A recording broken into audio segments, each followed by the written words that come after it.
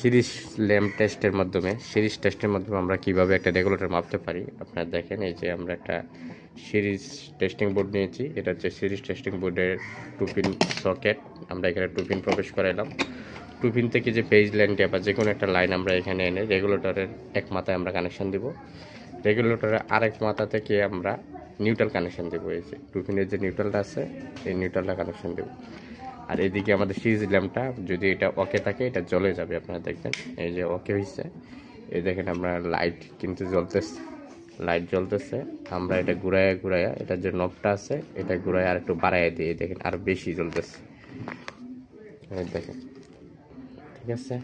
আমরা যদি কমাই দিই তাহলে দেখবেন আলু কমে যাচ্ছে, এই যে আলু কমে গেছে, তার মানে এটা ভালো আছে। তো আমরা একটা নষ্ট প্রোডাক্ট আমরা চেক করে দেখব, নষ্ট একটা রেগুলেটর আমরা চেক করে দেখব, ঠিক আছে।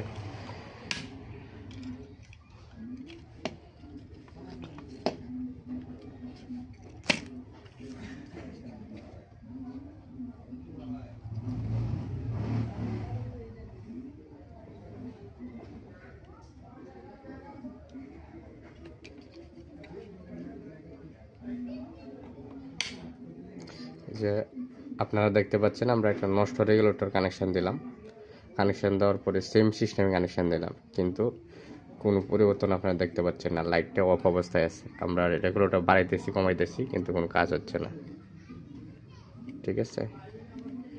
তো দেখা হবে অন্য একটি ভিডিওতে। ততক্ষণ ভালো থাকবেন, সুস্থ থাকবেন, সুখে থাকবেন। আসসালামু আলাইকুম।